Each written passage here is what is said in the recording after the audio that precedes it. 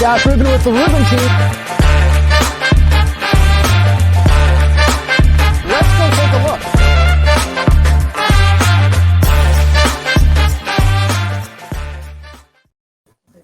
All right, it's Josh Rubin of the Rubin team at Douglas Elliman. We're joined by none other than my friend, husband, chef, mentor, broker to the stars, Mr. Paul Zweben, also of Douglas Elliman on this holiday Wednesday heading into Thanksgiving. Mr. Zweben, what's going on with you, sir?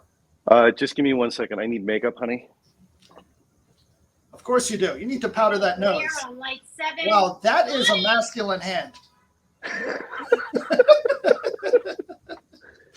Of course. Hi, Josh. And yet you put the hat right back on. Why? Because you don't have anyone to do your hair. That's correct. So happy Thanksgiving to everyone.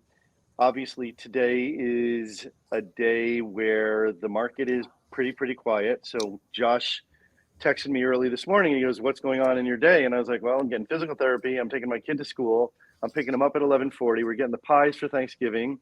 At 1 o'clock, I'm going to be boxing downtown at the Dog Pound, which we can talk about later, but it is an absolute necessity for my business because it allows my brain to turn off for about an hour or 2 hours or 3 hours a week, which I think all of us need. And then after this, I am going to start breaking down a big turkey and getting it ready for tomorrow to cook. Right. You know, I saw somebody doing a turkey yesterday, and they were doing it with a treatment called, what is that, where you cut the backbone out? It's like Spatchcocking. Spatchcocking. Right. Thank you. And so I was curious, how do you actually do your turkey? Because for those who don't know, Sure. Paul is a professionally trained chef. So the way restaurants do it, there's a bunch of different methods, but what we do is I take the turkey legs off of the carcass, and then I bone out the turkey legs. This is the night before. So there's like rectangular pieces of turkey meat, dark turkey meat, and the skin is underneath. You put that on a piece of tin foil, season it with salt and pepper, and then you roll it up like a sausage, and on each end you're going 2 different ways. So it gets nice and tight.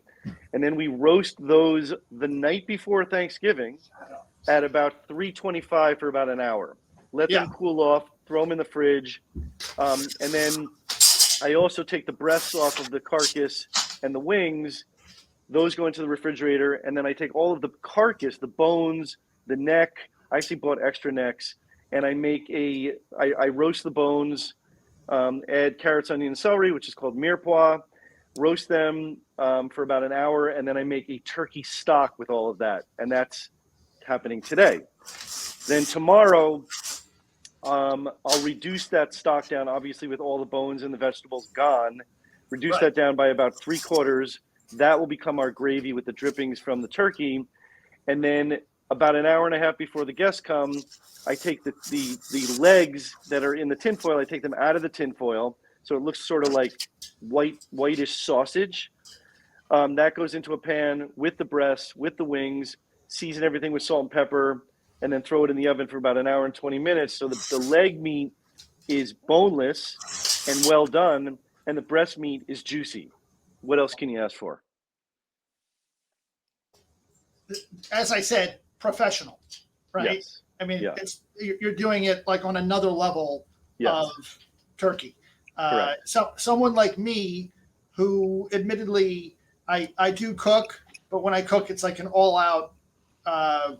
It's what we call Big Megillah, where I do everything from scratch. Sure. I mean that's a bit of an undertaking. So Paul, take us way back into when you were a kid, and when's the last time you remember having an interest in the kitchen? So I took home economics in 7th grade, and I really liked it. And it was mostly guys that were in home ec, which was, I grew up in Bloomfield, New Jersey, which was a very like macho town. And we then did a career study on what we wanted to do for a living. And I chose being a chef and being a photographer. And, at that time, an executive chef was making like $65,000 a year, which was a ton of money in my head. And I was like, I think I could do this. And So in 1979, I walked up to my 4'10" Jewish grandmother and said, "Grandma, I'm going to be a chef." And she was cooking, and she basically dropped 2 pans on the floor and looked at me and said, "You're an idiot. You should be a doctor or a lawyer." And at that point, I was like, I'm going to show her. And that's what I did. I went to culinary school, the CIA up in Hyde Park. Then I went to Florida International University for business, and then worked in Jersey for a little while, and then came to the River Cafe in 1988, where it was like, at that time, it was like going to Wharton Business School to be a chef. Every person next to me became really big in the business over the years. So that's where it all started. So people don't just show up having worked in a diner kitchen in New Jersey and get a job at the River Cafe. So No. how did you make that transition? So there was a gentleman that ran a meat company called DeBragger and Spitler. And the gentleman who was in charge of it, his name was Mark Sarrazin. Unfortunately, he passed away. And he was the guy that you went to in New York City to get a job. And I remember walking into, he had his meat packing was in the meat packing district. And I walked into this like gorgeously decorated, just dark wood office. He wasn't in the office. I sat down on this leather chair, and he had Rolodexes. Anyone who's old enough who knows what those are. They were literally like the size of basketballs. He knew everyone. And he walks in, he was like 6'3", and I was in like this cheap Sears suit with my portfolio. And I handed it to him, and he goes, "So where?" I'm sorry. Hang on one second. Your portfolio of my resume, my headshot, different dishes that I had made. This is 1988, right? Yeah. And he looks at me and goes, "So what chefs have you worked for?" And I'm like, "Well, I worked for, this one chef at the Breakers Hotel." And he stops me and he goes, "Which chefs have you worked for?" I said, "Well, I worked at the Grand Bay Hotel in Coconut Grove." He's like, "Paul, which real chefs have you worked for?" He essentially dismantled my 10-year career prior to that in 3 minutes. And he said, "Look, I'm going to write down a name. His name is David Burke. He's the executive chef at the River Cafe. Drive over there. Maybe he'll give you a job." That's exactly what happened. And I remember driving over the Brooklyn Bridge, coated in sweat. I was so nervous, and got to the kitchen, walked in the kitchen, and felt that like intense energy. And I knew that was going to be my home for the next couple of years. And I was offered $8.75 an hour as a line cook. My goal was to become a sous chef there, which means second, which essentially we were the ones that ran the kitchen. And the rest is history. Wow. So you actually worked with David Burke. I did. Over there at the River Cafe. Yep. We got 3 stars from Brian Miller. It was amazing. Amazing. Yeah. And so you worked there for a bunch of years, and then you went on to bigger things within that industry. Correct. So when I knew it was time for me to be a chef, I got a job at a restaurant called Chelsea Central, which was on 10th Avenue and 23rd Street. It is now Mermaid Inn, and there were a couple different restaurants in between. And Chelsea Central was one of those restaurants where they were like young guys and gals went there, became the chef, and then moved on. Most likely got reviewed. Like Donnie Pintabona was there, Tom Valente was there, RM Seafood, now I can't remember his name, in Vegas, was there. And, at that point, I realized if I was going to make real money, I needed to get into a partnership. And that's what I did. And then we ended up opening 8 restaurants, which included Cayocho, Rain East, Rain West, Django, Union Pacific, Bar Bao, BLT Steak in DC, and BLT Prime on 22nd Street. And so you met your partners at Chelsea Central? Yes, they came and did a tasting. So they came, and it was like me trying out, as a pitcher or a goalie or, whatever. And I fed them for like 4 hours. And what's funny is I remember my one business partner basically called me and he said, "Let's talk turkey," which makes a lot of sense for tonight. Yeah. And they hired me as a chef, and then I, muscled my way into the partnership. Sure. And so of that experience with the 8 different restaurants, What was the first one? The first one was Main Street, so it was a big American family restaurant. Think Carmine's, Hmm. but American family. So all the mashed potatoes you could eat. If you ordered a roast chicken, it was the whole roast chicken. If you ordered fried chicken, it was the whole. It was like 8 pieces of fried chicken, giant meatloafs. Everything was gigantic. It was like Carmine's, but American style. And that was our first place. It was on Columbus Avenue between 81st and 82nd Street. And so you still live on the Upper West Side, right? I do. And what's interesting about the Upper West Side and restaurants is it's kind of like for in my experience, there have been no restaurants that have really withstood the test of time up there. It's kind of No. like they go up there, it's this neighborhood that everybody loves, and yet when it comes to going out to dinner, you think about where to go, and there seems to be a lack of optionality of quality Yes. restaurants, and so it Yes. seems like a great location to put a restaurant and make the Yes. investment. And when you open the restaurant, it's kind of like tumbleweeds. And why do you think that restaurants have such a hard time surviving on the Upper West Side? It's a good question. It's like, if you talk to people in my building, yeah, they went to Cayocho, they went to Rain. They're like, oh my God, I can't believe you own those restaurants. But they go downtown or they go to the Upper East Side. It's just this, it's just strange. It's been like this forever. And there's some pretty good restaurants now in the Upper West, but it's the same thing. If Carolyn and I, my wife and business partner, and I work for her, obviously, if we want to go somewhere, we're going to the Upper East Side or we're going downtown. So I don't know what it is. I think it's psychological, but yes, it's been a tumbleweed for years. Yeah, it's an interesting phenomenon. But Yeah. and so, what were sort of three highlights from your career as a restaurateur?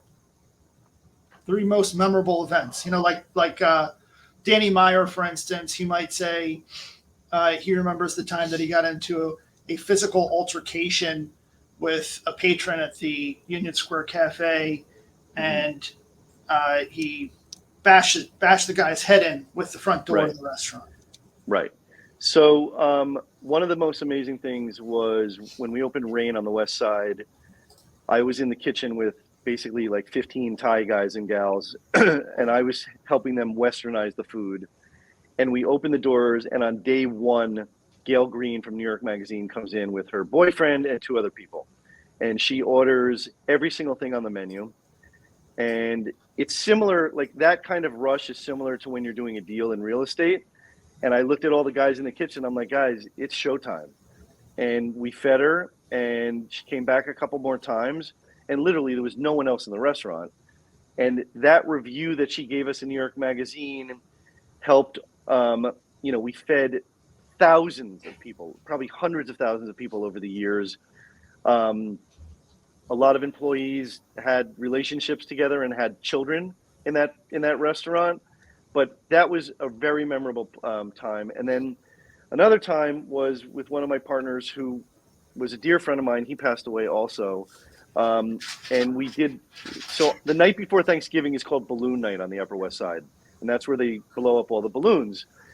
And we did like 700 covers, meaning we fed 700 people. I'm brain dead, right? And I know we're going to do another 700 on Thanksgiving, but we had a bus tour come that was already booked after everyone left for another 200. So now we're at 900, and Wow. everyone got fed.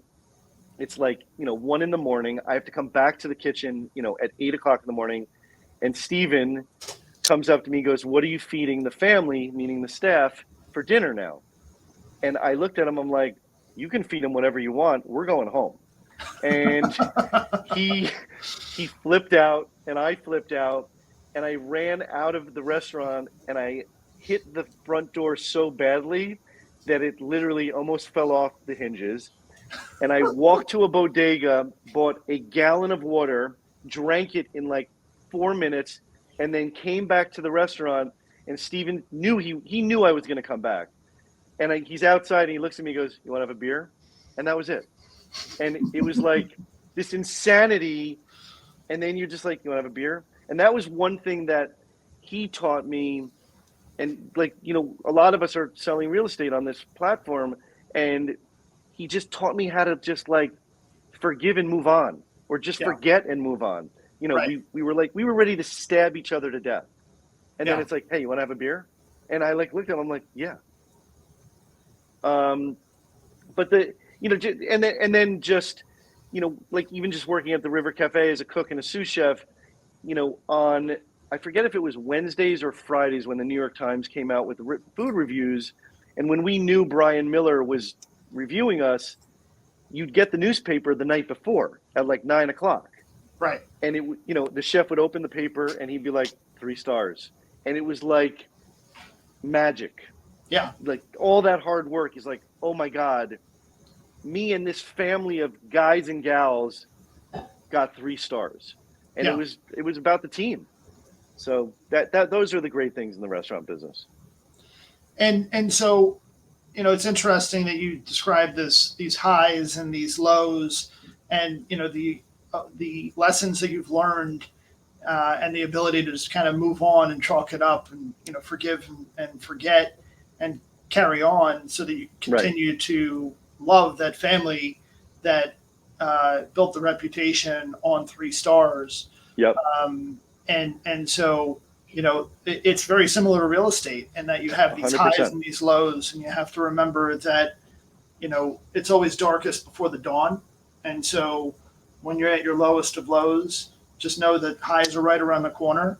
And same thing with the highs. You can't get too happy with the highs, because the lows are going to be that much more severe. And, there are lots of moments where Marco from my team described as wanting to find a high place and jump. Because, you have these people who you have wonderful experiences with, and some of them even refer us to friends, family, and colleagues, and then go on and do things without us, simply because our business is a business that's based on proximity, meaning in real estate. And so people are naturally going to, seek the help of those who are closest to them at any given moment. And the likelihood that they reach out to you, having done a transaction with them years ago, if you're not doing your all to stay in touch with them, is really very slim. And so it can be pretty devastating when these people who you think, hey, you sent me 3 or 5 referrals and we had a great experience working together. In fact, you even wrote me a 5-star review. So why did you then sell the apartment that I sold to you with somebody else, or go out and buy an apartment for your son or daughter when they graduated school and started their first job without me? Well, I didn't want to bother you. It was a small transaction. Mm-hmm. And what people really lose sight of is it's a relationship-based business. It's not a transaction-based business. Right. And so it doesn't matter to me anyway, whether you're buying or selling a $500,000 place or a $5 million place. I simply want to help you. Right. It's spot on. I mean, one of the things that really translated from the restaurant business to the real estate business is that, and I talk to, new teammates about this all the time. I'm like, we don't want to serve one steak to a customer. Yeah. We want to serve them steaks for the next 20 years. Right. We want them to be customers for life. And that's exactly what you just said. I mean, it's spot on, but the restaurant business taught me that, which helped me transfer that into the real estate business. And so you were in the you were in the restaurant business for all these years. You had your own share of success with 8 different restaurants throughout the 90s. And so what gave you this bright idea of making a transition, getting out of the service industry and taking the leap into real estate? So 2 key points. One is it's a young man and young women's sport. Meaning restaurants.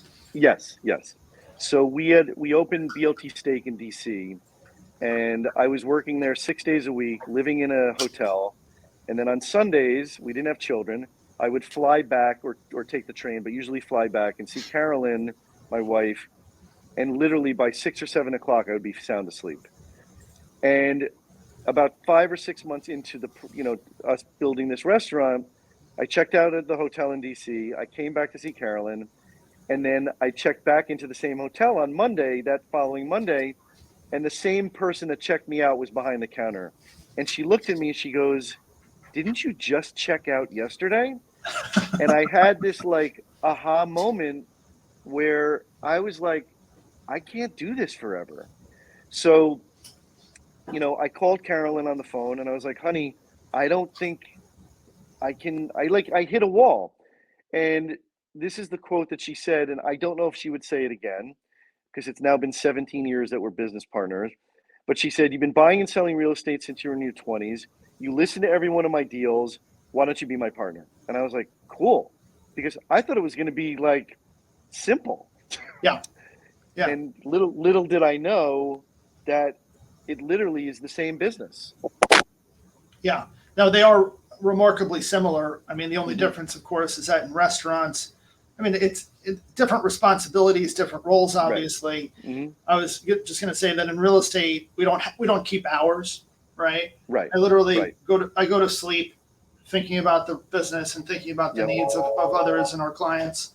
And I wake up, what wakes me up, that jolt that gets me up is, it's the needs of others. And so of course, it's a service-based industry in that we're serving others, but it's just different things. I would imagine that in the restaurant business, what jolts you and gets you up in the morning is, the things that you need to order for that day's tables and the meals that you're serving and what's going to be on the menu today. Of course. But it's kind of this always on mentality. Yes. And so when you're in it, and I'm constantly in it, regardless of where I am. If I'm on a beach or if I'm on a chairlift or if I'm on a flight, I'm always available, regardless of what's going on in my life. So I agree. That said, it's a little unusual in that you are not only in the business, but Carolyn was in the business first, your wife, right? Correct. And so yes, by 6 years. She sort of introduced you to the business, and you've never worked apart, right? No. And so you've always been on her team, and that's an interesting dynamic. A lot of people will,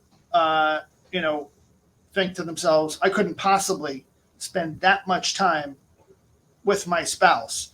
And so how do you guys manage that aspect of your lives? Well, the first thing is the money's getting funneled to both of us. So there's no competition. Yeah. And we made an agreement right at the beginning where if there was ever an issue where I said something to a team member and then Carolyn said something, whether she's right or wrong, she always wins. Yeah. And so we made, those two things really helped a lot. And I mean, look, Carolyn negotiates different than I do. And there are times where she's like, you're going too fast, Paul. And in my head, I'm like, I cook for a living, honey. Like this is what I do. Yeah. But it just works. I mean, look, we don't work on every single sale or buy or investment or rental together, but we're always, talking about business all the time. Yeah. And sometimes I work with, a seller where she's in the background and vice versa. And sometimes she works with a buyer and I'm in the background and vice versa. So, but it's really worked. Look, it's worked very, very well.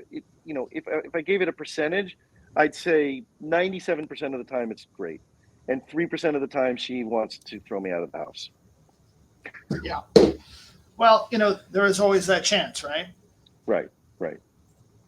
And so what are some more memorable experiences that you've had working with your wife that, that worked out for the better, where you said to yourself, if Carolyn and I weren't doing this together, I don't think that this would have happened? Well, the first year that I started working, of course, I'm like, I want to do deals. I want to help people. And we go out and entertain a lot. And the first year she said to me, do not speak about real estate. Do not speak about real estate. Talk about the restaurants. That's it. And I would talk about the restaurants and people were like, oh my God, you were a chef and you own this. Oh, I love this place. We used to go there all the time. And then eventually they're like, and now you're in real estate. And it was like a very easy transition. When we go on listing presentations, if we go together, the percentage of us getting that listing is much higher than if it's either her or me solo. So that's great. And when we're going on a listing presentation and we're on the elevator going up, we have this like ritual where she's like, we're not doing a chest Do bump. you pull the alarm and you We don't get a quickie in before the pitch? No, we don't pull the alarm, I'm but sorry. we basically, she like, slaps my face a little bit and she's like, we got this. Yeah. And it's like Monday Night Football, where we're about to, either kick the ball off or receive the ball. Right. So it's like a huddle. It's a huddle. So Yeah. those are fun things for, and you can't do that to a normal partner, I don't think. I've tried it before. It's a little awkward, but yeah. No, Carolyn is a real dynamo, and she's native New Yorker, and Yes. she's the daughter of immigrants, and so she has that natural sort of drive. She's the epitome of a hustler, and she's a tough act to follow. That's for sure. And any time that I'm up against you guys for a listing, I just call you in advance and I say, hey, I have this listing that I'm up for, and I thought maybe we should just partner. Exactly. Forget competing when you can't win. If you can't beat them, join them, right? Yep. And so 2 is better than 1. 100%. Or 3 is better than 1. Yeah. So Paul, being that you're from New Jersey, and New Jersey is known for its pizza, and obviously having the culinary experience that you've had, both in New York, New Jersey, and traveling abroad, where is the best pizza that you've ever had? Boy. So when I was a kid, hands down, it was the Star Tavern. Where's the Star Tavern for our viewers and those? Sorry. So the Star Tavern is in one of the oranges. I don't know exactly which orange, but it's right by a bus depot. It's been there forever. Yeah. And I remember my dad brought me there for the first time in 1975.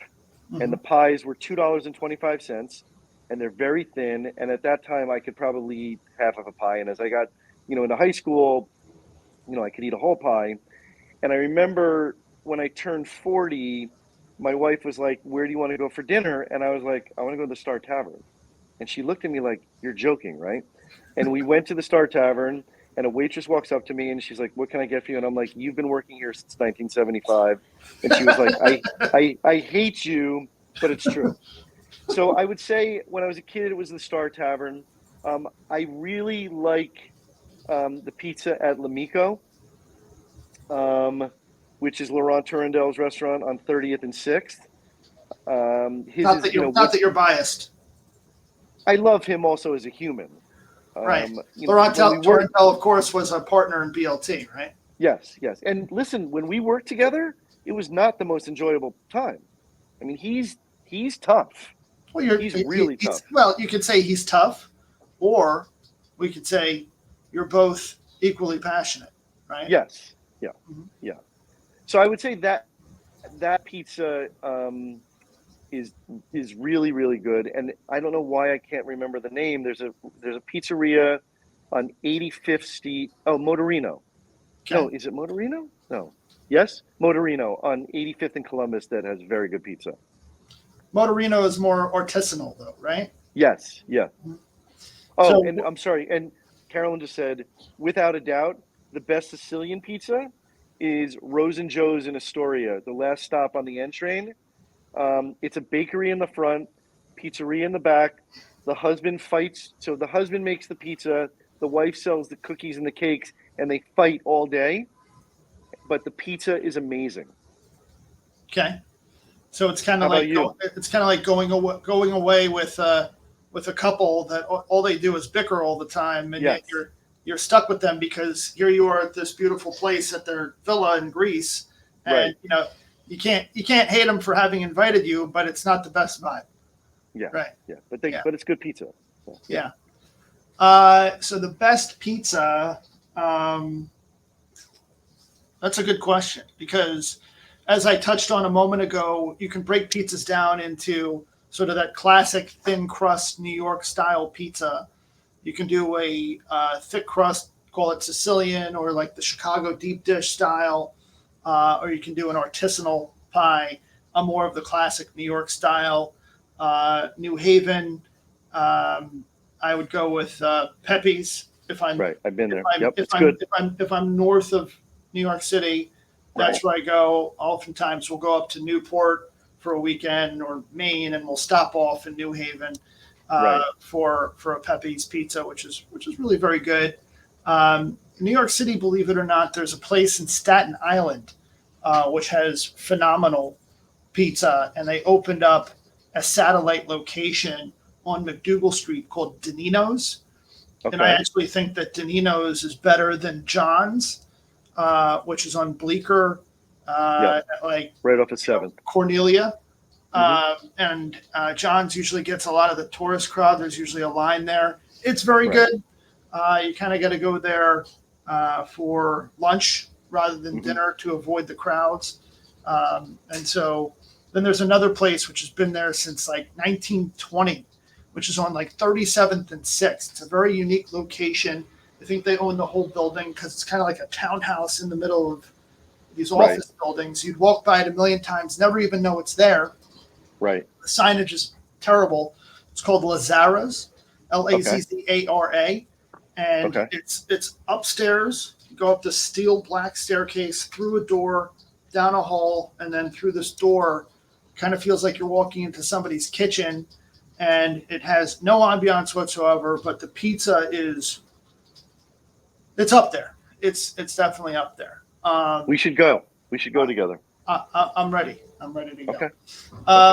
And so, Paul, recently there's been a lot of talk about our business. It's been in the news a lot, and there was a case out of Kansas City, Missouri, where there was a jury verdict that awarded the plaintiffs a $1.8 billion settlement.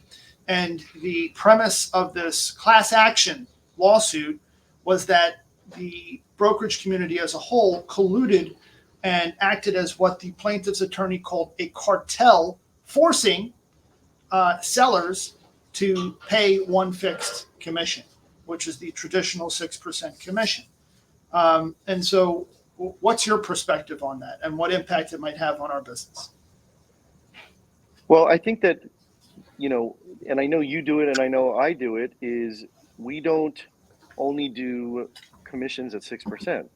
Our commissions are negotiable, and sometimes we'll do 6% on a co-broke and 5% on a direct, and 3% if the seller finds somebody that they know that doesn't have a broker. So there's always a bunch of different ways that we would negotiate.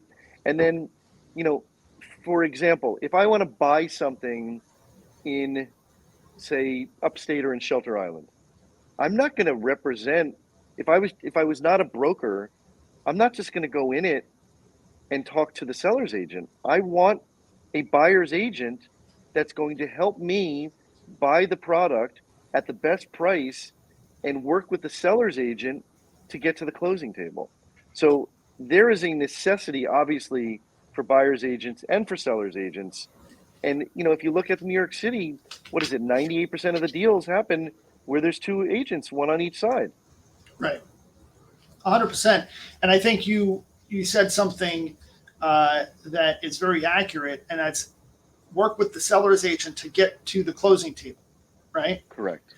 And so oftentimes it requires the experience and skill of the buyer's agent to do just that, which is to work with the agent on the other side to get to the closing.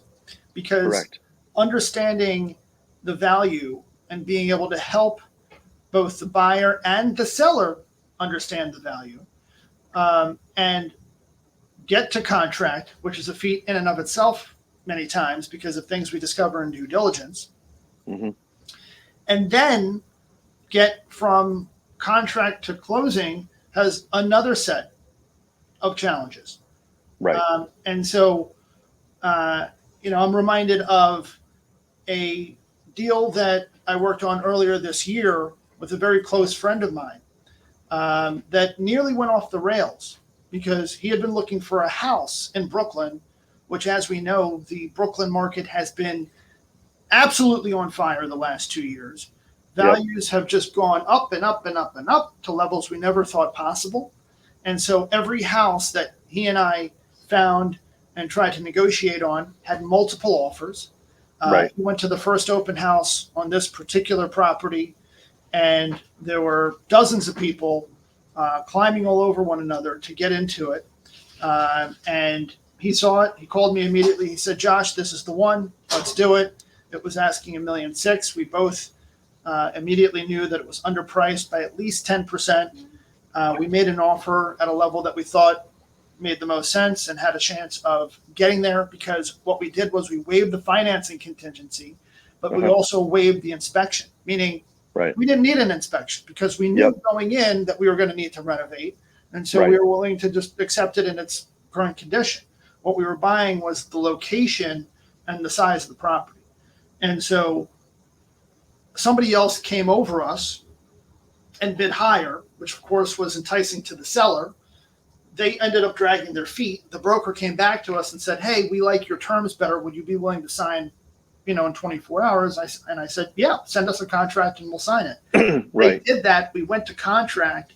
The appraiser contacted us a week or so later through the bank, and we set up the appointment with the listing agent who met them.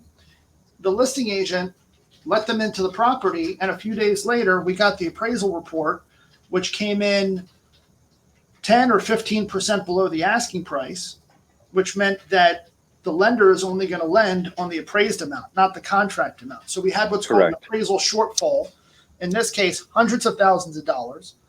My buyer was not in a position to cover the shortfall. And so we had a little bit of a problem. And so I told my friend and client, well, the best way to navigate this is, of course, we could appeal the appraisal, which we have a slim to none chance of it coming up. But better idea is to apply for a second loan through another lender. I will go and meet the appraiser, and I will ensure that this appraises. So he did just that.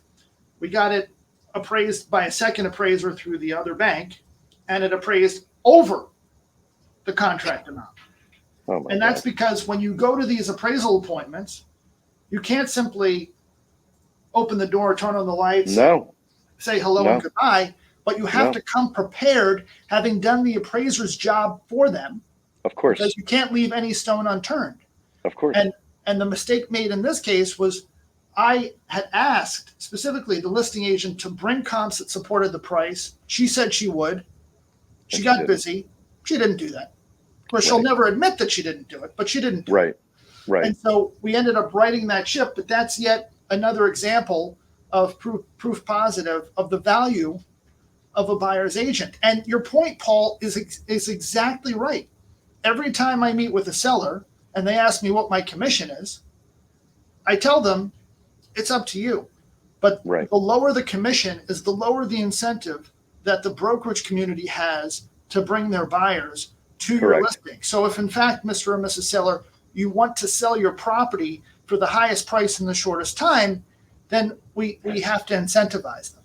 And so it's really a choice that's up to you. Now, if you want to try to recreate the model and go out based on the Sitzer Barnett case at 3% or 2.5% and not pay the brokerage community anything, that's up to you, and we'll see how it goes.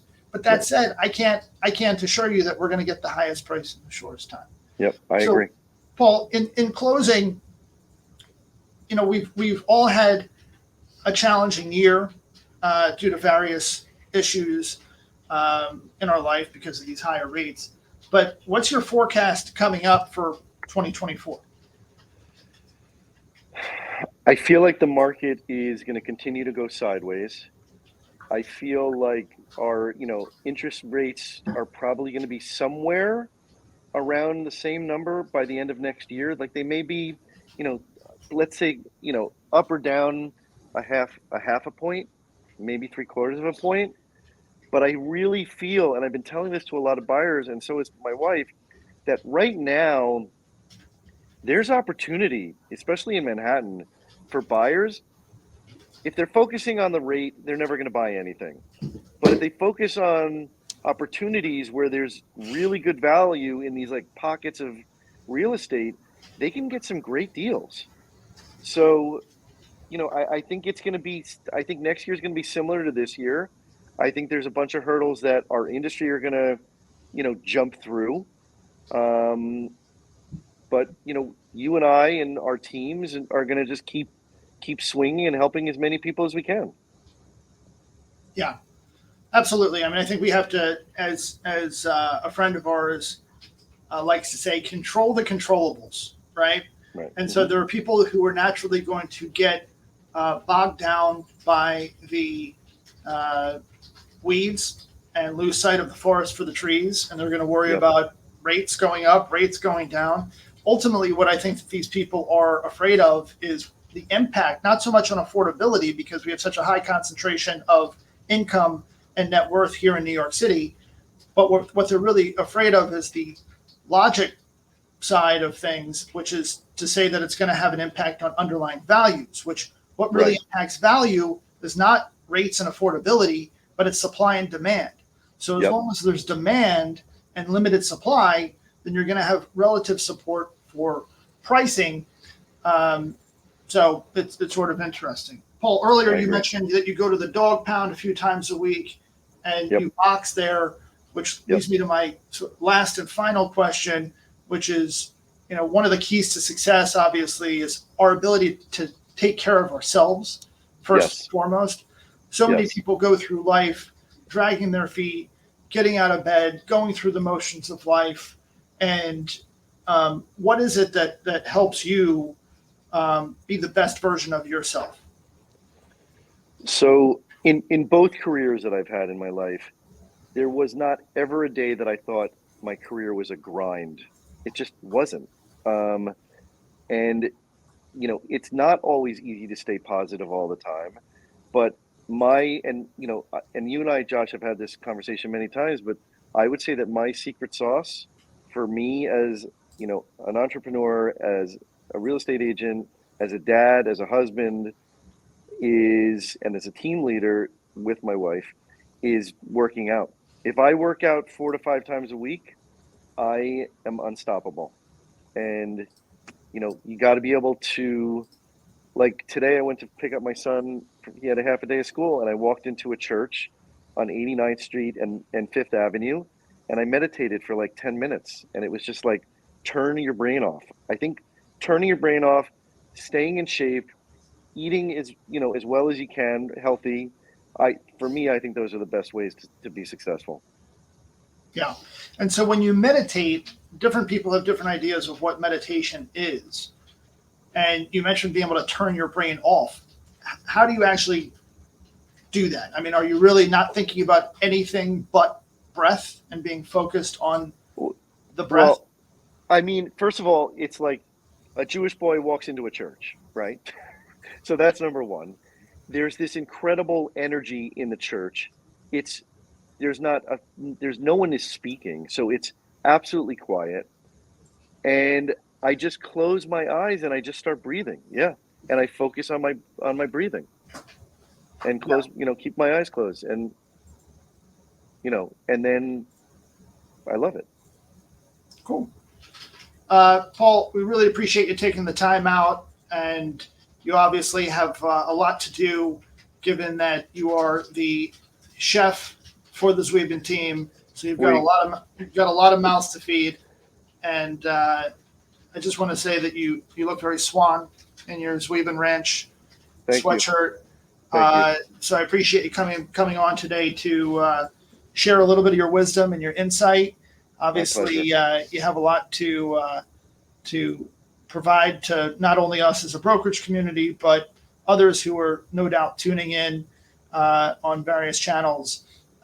So thanks again for taking the time. I want you to enjoy your Thanksgiving, and also thanks to Carolyn, Mrs. Zweben, for letting us take you away from her and the household this afternoon. Enjoy the balloons, and thank you. With that, I want to wish everybody a happy Thanksgiving from all of us at the Rubin team and Douglas Elliman to all of you.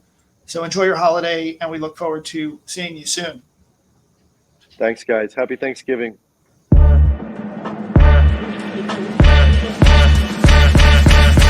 I It's Josh Rubin with the Rubin Team.